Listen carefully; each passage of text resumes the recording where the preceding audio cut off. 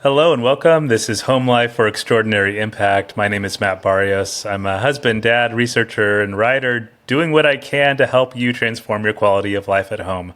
I do that by interviewing experts and everyday people all around the world. And I'm asking a certain set of questions that's helping me explore how do people set up their homes to be places of consistent growth, meaningful connection with other people, and also to set them up to make their greatest impact in the world around them. That's what I'm up to on this show. I hope you're excited to listen to it because today I get to interview Josh Atlas. Josh Atlas is actually like a neighbor on some level. He lives just across the bay from me. I'm in San Francisco. He's in Oakland, which is an incredible place. Me and my wife were just there this last weekend. We love getting to hop over to that side, the warm side of the bay. And Josh Atlas is he's a product manager, he's a dad, he's a hiker, he's many things. And today I get to interview him about his home life. What does he do to help his home life be a positive place for him and the people that he loves? So thank you, Josh, for coming and being part of this interview. Great to be here, Matt. Thanks for having me.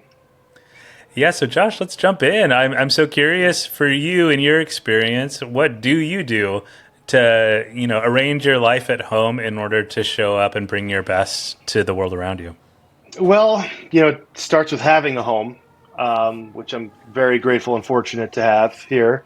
Um, it's kind of an ongoing process of keeping the energy up, but also trying to stay relaxed at the same time, if that's even possible. Mm-hmm. Um, you know, I started sharing an office with my wife, which didn't really work because we both chat on our video calls a lot. And when we're doing deep work, maybe if the other one's chatting, that's not really conducive. So Totally. that bit of it lasted about 5 minutes, and then I started to set up shop like in the living room, which was okay.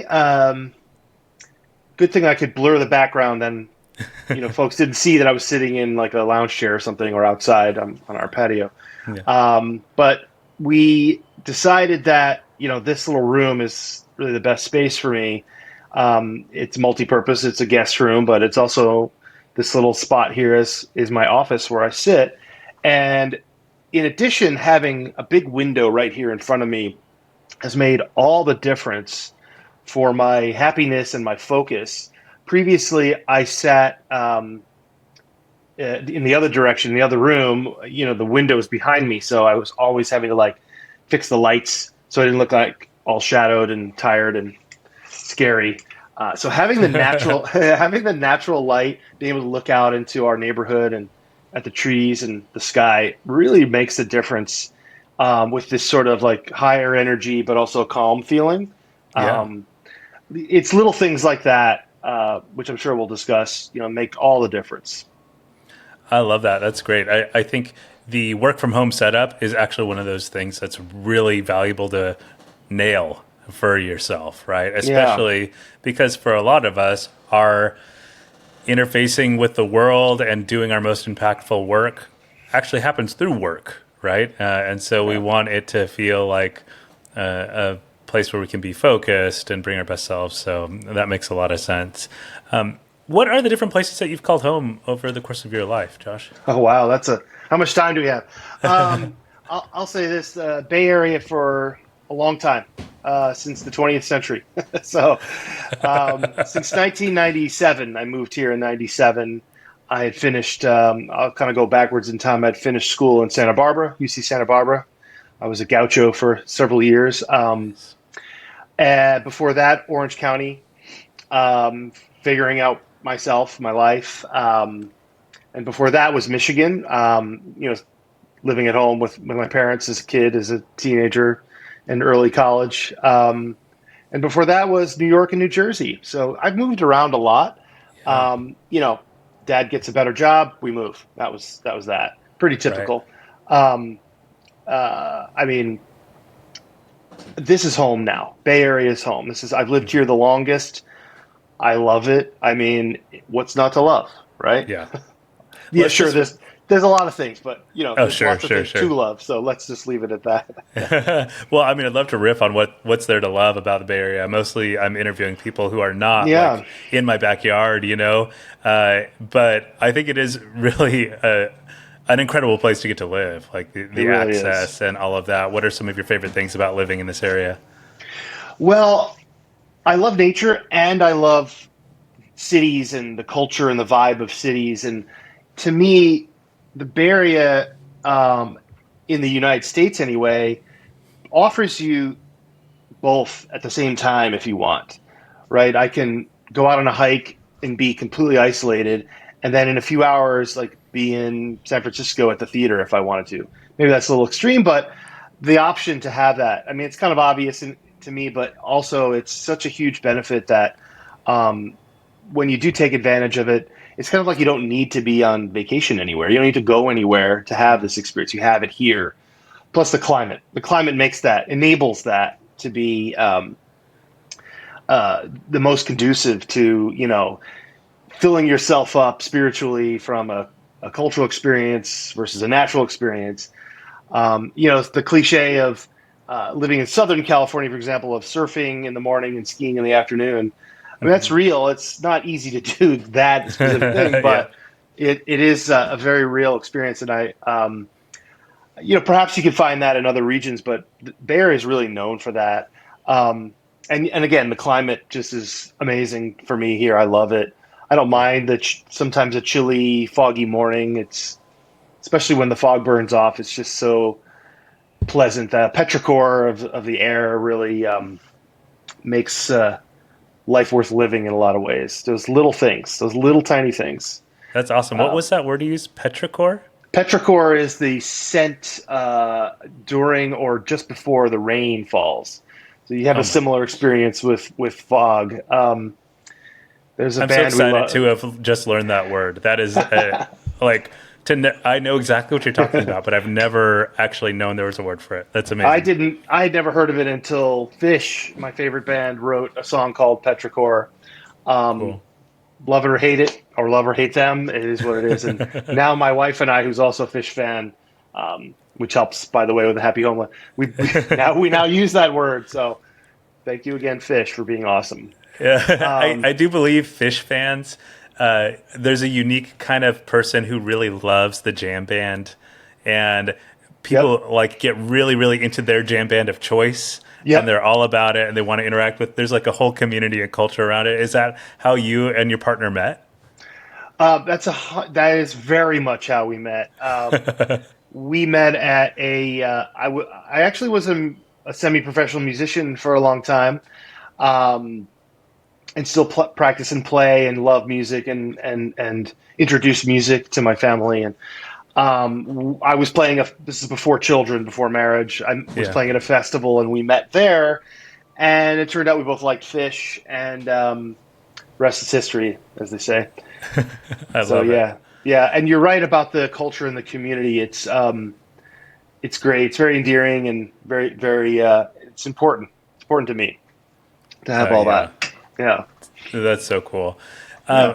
Okay, so I would love to kind of zoom in on your house, kind of like hmm the spaces there. What are some of your favorite spots like in your home, and what do those do for you? Hmm. Wow, that's such a great question. This is me stalling, coming up with an answer.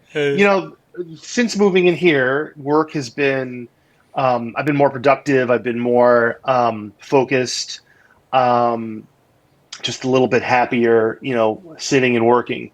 Um, the key there for me is just a quick tangent is to get up and move around every so often, 30 minutes to an hour, Hmm. just to keep the juices flowing, to keep things fresh and not stagnant. Otherwise, I kind of bonk out and can't focus, and it what's the point really? So make sure Yeah. I get up and move around. So it's not so new anymore. I've been here for a little while now.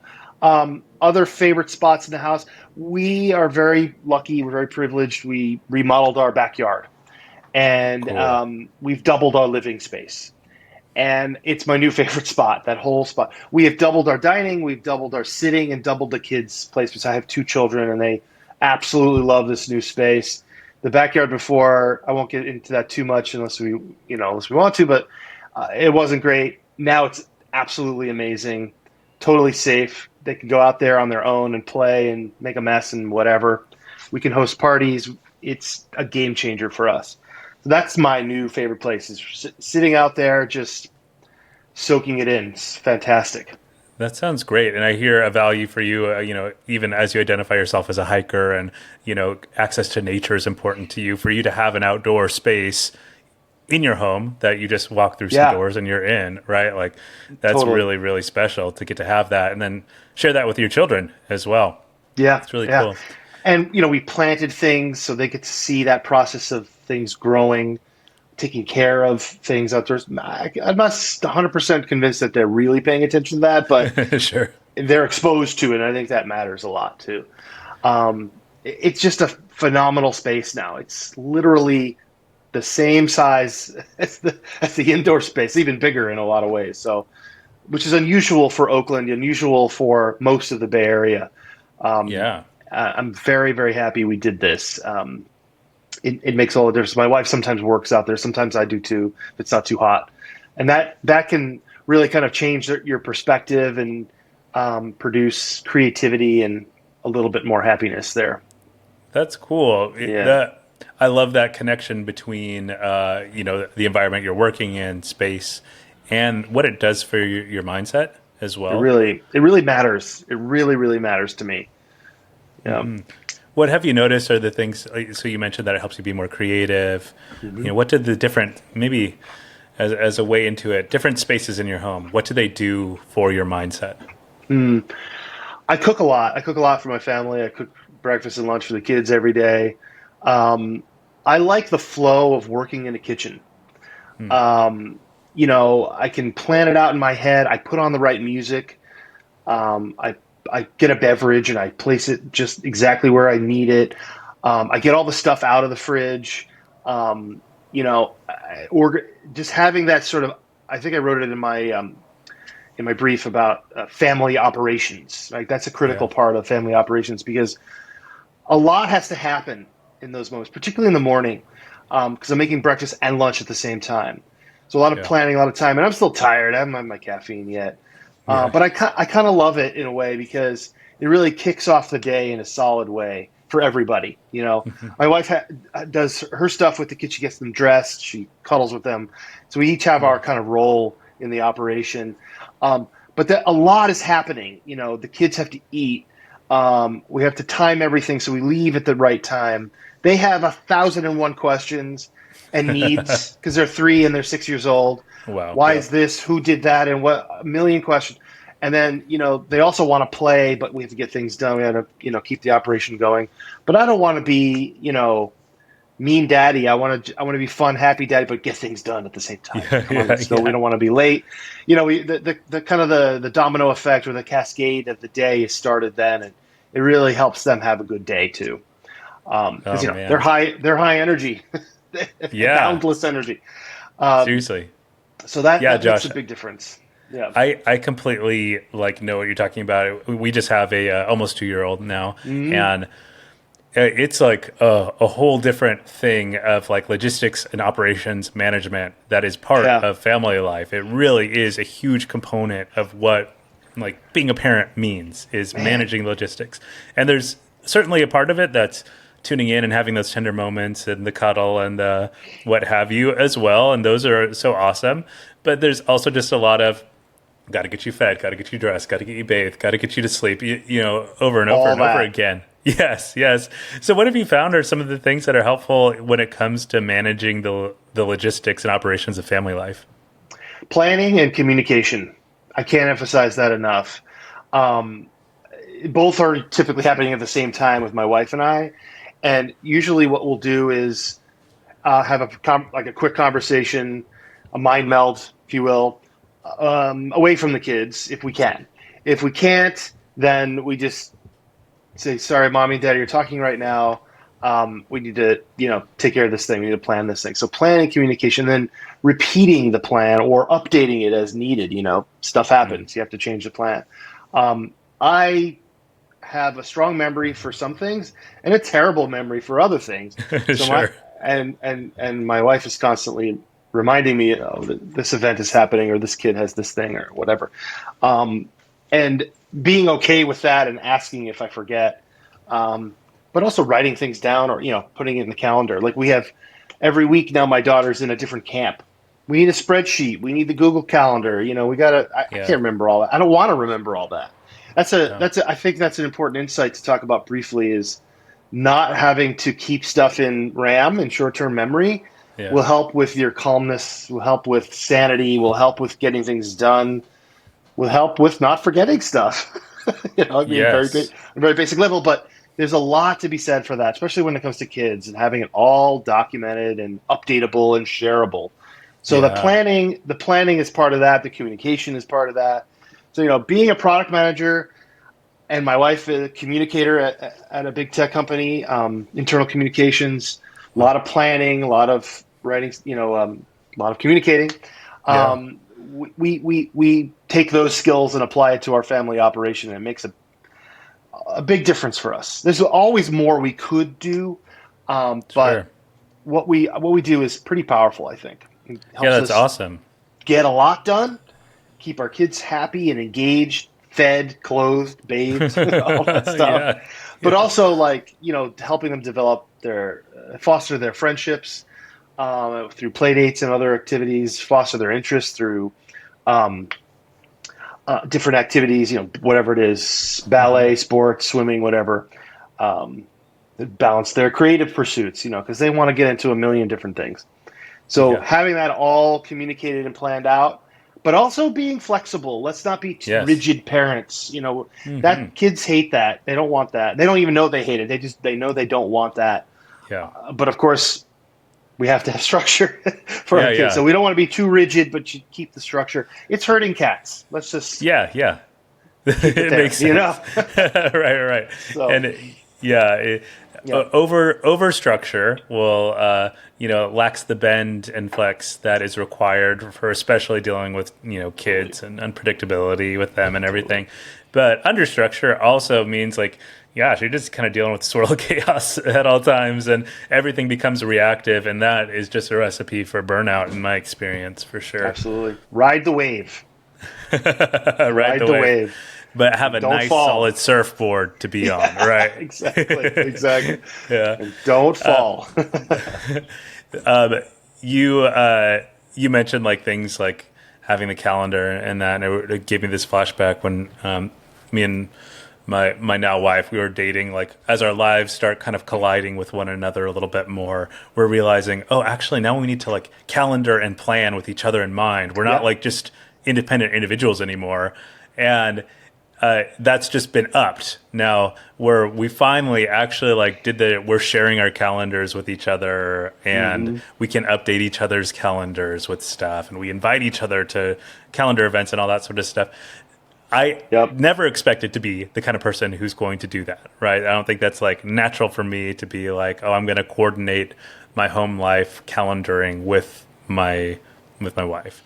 But having a child and figuring out pick up and drop off for daycare, Oh, and us yep. having to have the Yep. conversation of like, look, our calendar is our single source of truth. We Yep. know that if it says you, it's you. If it says me, it's me. We don't need to keep checking in about it, like that kind of thing. That That's just smart. relieved all of this like questioning, right? That's Such what a it is. simple thing. Yeah, that Yeah. clears up the RAM, like how you're saying. Like we're not like having to check in and like keep things in short term memory to like do I is this true or is it not? Like all of that sort of stuff. It frees up some processing power. So I hear calendaring is an important part of this for you. What are like even the tools? Let's get like hyper tactical about this for a second. What are Sure. the tools that you use to help manage your family operations? Well, I mean, all the stuff that, we have in our desk jobs, Google Calendar, text messaging on phones. My wife created a shared calendar called The Good Stuff, Nice. right? So if you book an event that we both need to know about, put it on The Good Stuff, and it'll bubble up to every calendar, on every device that we have. That's pretty cool. And a little bit of redundancy is okay, philosophically. What else? Those are the two big ones. I mean, obviously phone. I mean, Yep. phone, text, calendar, and Google spreadsheets. Sheets is super powerful. We got a whole matrix of camps my daughter's going to. I need that. I really need that. Oh, the Yeah, address yeah. is there. Oh, and the phone number is there. And this day they're meeting at a different place, and I need to know that. And it doesn't Yeah. all that actually failed last week, but because I didn't know, I didn't remember. I tried to keep it a short-term memory failure, Yeah. but it worked. It worked out. It all worked out. Um, what other tools and tactical things? Um, yeah, that's really it. Like we try to keep it simple. That's great. We sometimes write stuff down on paper and pen, old school style, but it doesn't. That gets lost and it doesn't really work anymore. I know. So, I know some yeah. families might do a whiteboarding sort of thing or something like that. Is that part of your? Are Not you mostly digital with it all? mostly digital, but I think a whiteboard might actually be. I've thought about it, and I think it's. I think we might need a whiteboard. We had a whiteboard for all the different kind of tasks or activities that my older daughter needed to learn to do. Get dressed, get dressed, put on your shoes, get your bag. So we had a checklist for her, and that kind of helped push her in the right direction. We don't use it anymore, but Hmm. it definitely helped her a lot. But I think whiteboard might be a good idea. I've seen families that have had success with that. Very tactical, but anything to make life slightly easier as a parent and a full-time working person, I'm all for that. I'm all Yeah. for that. Absolutely. Like, yeah, Yeah. remove the guesswork, make things easier for yourself. Yeah. Yeah, having that source that is easily accessible for everybody involved. That's just so valuable, and it makes sense. Totally. With your product management experience, right? Like Yeah. you. This is what you do for your work too, is Pretty more or much. less. It's like documentation, decision making, so on and so forth. I'm curious if you see Yeah. any further connections between your line of work and how you are at home. Absolutely. Managing stakeholders, which is a Yeah. huge part What of is it like product. to have a 3-year-old as a stakeholder? I'm so Oh, curious. probably the most unreasonable stakeholder. Both of them. They have a lot of questions and a lot of needs, and they don't always know what they need. And trying to get underneath the need. Actually, I think this is the biggest connection here is when users, so on the product management side of things, when users have problems, they're rarely going to tell you exactly what that problem is. They'll say, I'm trying to use this and it doesn't work, or I don't understand what this Hmm. means, or your product doesn't solve my problem. Um, Underneath that are jobs to be done. That's a term we like to use. What are Yeah. they actually trying to do? What value do they need to attain to get the job done or to feel that the job they got done is worth it to them, was worth their time? What do they get in return? Things like that. And that takes some querying. It takes what I've heard called green listening as opposed to red listening, where I'm just Hmm. open and hearing them without layering in my own next questions, right? Just hearing Right. them, just stopping and listening. I apply that same technique with my kids. Like they're angry about something, they're freaking out. And then I'll stop and say, but is the problem really this other thing? I can't think of any examples right now, but is the problem really this other thing that you're worried about? And Hmm. oftentimes it is. They're not Yeah. really that upset about, not having the purple bowl versus the pink bowl, really. It's something else that's bothering them Yeah. underneath. Yeah. And getting to the source of that eliminates the surface problem in a lot of ways and helps us get through whatever emotional crisis they're having in that moment. Because Yeah. that's how kids are. They are learning to manage their emotional state at all times, and that's what we're here for, to guide them through that. So if they're Yes. melting down about something that, like a customer, they're melting down about something, but really they have a bigger, especially in my experience on the enterprise side of thing, which means internal tools and internal systems for like really big companies, Yeah. Yeah. where instead of millions of users, you have maybe dozens or tens of thousands, which Yeah. comparatively, compared to like a social media network or Google or something is orders of magnitude smaller. Yeah. Um, anyway, getting a little too much into that, but That's great. it's really about digging under the surface, as opposed to just solving the immediate problem for a kid or for a Mm-hmm. customer. It's stopping for a second, and sometimes it is the surface problem. It's like, oh, this thing is stuck, and you're frustrated, and we're going to unstick it. So a Yeah. lot of that, a lot. So that's actually a really I feel lucky in a way to have those skills and apply it to family and home life.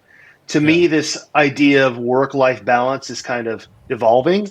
Mm. It's all life, right? In a lot of Yes. ways, Yeah. life is work and work is life, and it all kind of blends together for me. Mm. Yeah. I think that's a very interesting topic, by the way. Yeah, yeah, yeah. Yeah, Uh, we can get well, into I that if you mean, want. gosh, we could totally go down that. But first, I want to respond to a few things that you said, which I think are really valuable Yeah, to, especially on the parenting front or on the home management front, wherever a person listening to this might like find themselves, is to consider the presenting problem. It may not be the true problem, right? Like yeah, the signal that's like the siren going off may not be what's going on. That's just like a symptom of what's going on below the surface. yeah, And yeah, yeah, yeah, which I think takes a moment of pause, like deeper listening, deeper coming to understanding. And I think that's a really, really valuable transferable thing for anybody to put into yeah. practice with, conversations with their roommates or conversations with children or whoever it might be. Yeah. Okay. So let's follow that thread. This convergence of work and home. And Yeah. it just seems like, because I agree with you, I get the sense that the boundaries between those things have dissolved. Now the Yeah. question is, does that mean we should assert some more boundaries? Does it mean we should let it dissolve and adjust? Or what? Like what have you found has been helpful for you as you think about this? Yeah. I mean, there's a lot I can say about that. The boundaries are up to us to set, and I think they should be set for our own health and well being, our own sanity, really. Um, my number one priority is my kids, and I'm not going to put work over them ever if I can avoid it, which I've been fortunate to avoid. If they need something, work can wait. Work can wait. And most of the people I've worked with over the last decade plus have been fully supportive of that, and I've been fully supportive of them. Yeah. That's really why we're doing this. Is for them, for our life. Mm. I care about my customers. I care about products. I care about my kids more. I'll be honest. And I Yeah. don't think you'd Yeah. find anyone who would say otherwise, honestly. Maybe that's a Yeah. little bit self centered to say, but um, that's where I come from. So, Hmm. um, that said, I set my own boundaries, right? Sometimes there's a problem that needs to be solved on a weekend, or an idea comes and I need to share it with a team member before I lose it, or something's broken and I need to know about it, and I need to know that something's being done. And that can happen anytime. Yeah. Fortunately, not middle of the night in this particular role, but I work and have historically worked with folks from all over the world. Um, this time zone and almost every other time zone from Crazy. here, literally all the way around the world. Singapore, India, Central America, Eastern Europe, sometimes all at the same time, which is nearly impossible. And those folks are up when I'm sleeping, and I'm working when they're not. And sometimes our crossover periods are early in the morning, late in the day, later at night. And it just makes sense for me to have a real time, even if it's on Slack or some other tool, to have a discussion. Having those boundaries set where I can work in these off hours, but also work in the on hours, and then stop Mm. working, turn the computer off, put the phone down, go play with the kids, go solve their problem or help them solve the problem, help them Yeah. work through it. So I'm used to it, right? I've been doing this since way before the pandemic. I was a hybrid worker off and on, or even a fully remote worker since 2008. when the Wow. tools and the technology were not like they are today. They were Yeah. terrible. They really Oh my were gosh. terrible. 2008 and 9, it was like, what are we doing? Yeah. And they kept changing everybody, like Google kept changing their product's name, and they got Uh, better. They got yeah. amazing. And the tools today are amazing, but back then it was like terrible. Visual collaboration was terrible. So Yeah. I'm used to this, like, okay, it's Saturday, they're doing their thing, and I can respond to this, or I can fire up this conversation. Yeah. It's 6 in the morning. I can respond to this because everybody's still asleep. So yeah, it's. I guess to summarize, it's really important to set your boundary for your Uh-huh. own sanity. You avoid burnout in a lot of Yeah. ways. Um, Yeah. Communicate to your partner that you need to do this thing. That's what my wife does all the time. She's Yeah. like, I'm on a deadline. I have to finish it right now. I know it's dinner time. I'm like, no problem. Go.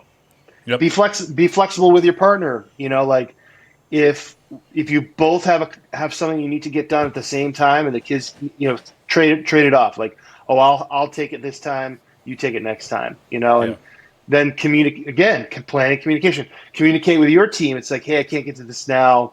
I'll get to it later, and Yeah. that's that, right? Right. We're not necessarily judged like our parents were by availability and volume of work. Hmm. That matters less and less these days, thankfully, because those Yeah. aren't great measures of performance. It's more about how are you solving problems? Are you a quality person? Are you good, easy to get along with, and these kinds Yeah. of things? Yeah. And that's a whole other topic, obviously. But setting those boundaries and just making yourself stop, and having someone tell you to stop is even better. Yeah, yeah. A All the partner better who's if, yeah, yeah. This comes back to stakeholder involvement, right? Or if your partner says, totally. "Hey, you've been working too much. We need to spend some time together. We haven't had a good moment together for a little bit." Like, oh, well, that's your sign. Turn everything off. It's time. If the kids are acting up or something, like, there's the sign, right? I think Yeah. that's so important to keep Yeah. in view. One of my thoughts has been also thinking about the way that we use space when it comes to boundaries in like a work from home world. It seems like you've Yep. got a pretty good setup with this office space that you have. What Totally. are some ways that you use space to set boundaries with your work? Well, a lot of my work during the day involves video calls like this. Not podcasts, but video calls like this. Sure. So just closing the door behind me, and my wife does the same. So we don't so our sound doesn't bleed, so she's not Yeah. hearing my conversations. I'm hearing hers. I do anyway, and I can tune it out and it's fine. And just kind of getting used to it, but having the ability to close the door, um, and open a window, right? So I still feel like I'm connected to the world without being in a stuffy little room. Hmm. That makes a big difference. So yeah, creating that space. My desk is medium messy. There's things my kids made and little tasks I need to take care of, but they're fine. They can stay. They can sit. There's nothing screaming at me right now. Um, Having like the same little physical tools in the same places. These sort of little things like I'm right-handed, so the notepad is always on the right side, and the pen is Hmm. always there. The headphone case is always here. Yeah. Like Yeah. just those little habits that make it reduce the friction of day-to-day life. In your space makes all the difference for me. My phone is Yeah. there. I turn on the music, right? I pick the music. It's always there, right? I Yeah. turn it off when I'm talking with folks. So Uh-huh. that helps create the space too, in a way. The sound waves coming out wash over me, and it for me, if it's instrumental music, I can focus really well. I can write, read, solve a problem, click between 27 million tabs, whatever I'm doing, data analysis. If I'm not having a conversation with someone, the instrumental music makes all the difference for me. I can hyper focus. I've always been that way. Hmm. So that creates sort of an auditory space that Yeah. that really helps kind of jam, in the moment Yeah. with work. And Um, hopefully you're listening to some Phish also and get you in the jam for sure. Sometimes not. Honestly, sometimes not, because if there's lots of lyrics, then I'm listening to lyrics. Oh, that makes sense. Um, but or if they played a show and I'm trying to pay attention to how they did it differently this night. But yeah, like I was just listening to a recent show of theirs and working and doing stuff like this, so that was good. Often it's like instrumental jazz or other improvised music that helps kind of wash over. Like there are channels on YouTube Yeah. specifically for this purpose, and I've listened to a few and they're quite good. Um, but I like to be stimulated by my music while also Hmm. remaining focused. I don't know. Yeah. It's just helps Yeah. me open up but also focus in a way. So that again creates the space to be productive and happy and relaxed. Doesn't work for everybody though. It Yeah. can be quite Sure. distracting. So I try Yeah. to be sensitive to that too, That especially makes if I'm sense. not in the headphones. Oh, totally, totally right. Yeah, Yeah. yeah. I know for some people, yeah, different sounds can be distracting versus not. One thing that I found has been really helpful is it's an app called Endel, Endel, and Hmm. it is a soundscape app that's using like AI to create soundscapes or whatever, and they have a focus setting Oh. on there. Josh, I tell you what, like I just get in the flow. It's insane.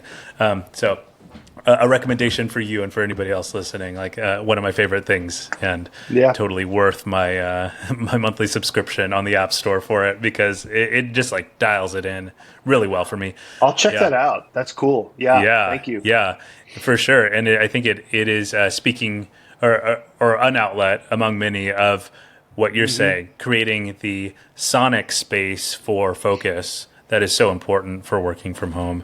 And I love like the way that you pinpointed. Yeah, there's something about creating like sonic, like auditory space for Yeah. things. That's great. So during the just to round this out, during the Yeah, construction, we had excavators and saws and yeah, a lot of noise, right? And it is what it is, right? So having the music just sort of blends that all together and makes it less, uh, no pun intended, impactful. We had sure. Yeah, jackhammers to my kind of well-being. There were a couple times where I was just like, I got to get out of here. It's too noisy, yeah. and that made a difference. I came back and they weren't making as much noise, or I could tolerate it. I could tolerate the noise a little better, and that made all the difference. But yeah, having the music to kind of drown out the other sounds, that Hmm. was helpful. Yeah, very helpful in that Yeah. situation, I bet. Yeah, I know for me, like I've got this window open next to me at my like workstation, and there's always traffic noise, Hmm. like all times of the day. I don't know, even, you might have even heard some of it during our conversation, Sure. but it's like Yep. sirens or it's an excavator or whatever it might be, and it's yeah, it can be quite distracting at times. The street sweeping goes by, and okay, now I know, and hopefully we didn't get a ticket, yeah, all that stuff. The So joys of living in the city. I remember it seriously. well. Yeah, yeah, definitely. Well, Josh, this has been an awesome conversation, and I feel like I could just keep chatting with you for a long time. You're a fun hang, and thank you so much for taking the time to, have this talk about home and family operations and work from home and how to dial in that for yourself. So, thank you very much. Yeah. But in light of this conversation, if you were to offer some suggestions to people listening of like, hey, here's something that I would recommend. I think this would be really helpful for people to set up their life at home so that they're better off. That improves their quality of life at home. What would you recommend? It really kind of depends on the structure of your home life, right? If you're a single person or a person in a relationship, if you have children, or if you live with elderly parents, it really depends on what your situation is and what your situation needs to be not just functional, but sustainable, happy, engaging, impactful, right? Um, so really think deeply about that. And then go inward and think about what your own needs are as a human, right? Food and water, space, light, air, temperature, very important. Hmm. That's not being selfish. That's being helpful to yourself. That's being, attentive, so we can be more productive. But also anti-productive. Stop being productive and do other things. Take a walk, draw a picture, do some push-ups, whatever you need to do to get out of your head. Dance. That's a great way to get out of your head. Start dancing. Turn on some music and dance for 3 minutes. It'll make a big difference. But yeah, learn about yourself and what you need to be happy and focused, right? And don't take things too seriously, and don't be too rigid. Mm-hmm. Insert humor into everything you do every day. That's what we do here. We try to make each other laugh every day, and it matters. I don't know why, it just does. Yeah, it's a great thing, and to me, comedy is a science. Not everything's going to be funny, so keep trying to be funny. You'll get there. Yeah, so, keep experimenting with it. Yeah, those are some recommendations. Yeah, those are some great tips. Thank you so much, Josh, for again for being part of this. Yeah, what sort of things are you working on these days, and how could people get in touch with you if they want to stay connected? So I'm on all the socials. I'm on Threads, but I don't know my handle yet. I'm also on Twitter. I've been on Twitter for years, at Josh Atlas. I'm also on LinkedIn, /Josh Atlas. So yeah, find me there. Awesome. Thank you, Josh. Once again, huge gratitude. I know it takes time to set up for an interview like this and everything. So thanks for your time. Thanks for your insights as a product manager, dad, and hiker who is creating a great home life in Oakland. Thank you, everybody, as well, for listening to this conversation. I hope it served you. You're able to find some insights that you could put into your own life through it. Until next time, everybody, take care. Thanks for listening to Home Life for Extraordinary Impact. I hope you enjoyed listening as much as I enjoyed putting it together for you. Please take a moment to rate it, like it, and subscribe wherever you have listened or watched. If you really loved it, check the link in the show notes to become a premium subscriber to support the ongoing work of this project and to unlock some exclusive premium episodes. Home Life for Extraordinary Impact is a project of Home Life Design Lab. Find out more at homelifedesignlab.com, where you can sign up for the newsletter and follow along on Instagram and TikTok. Thanks.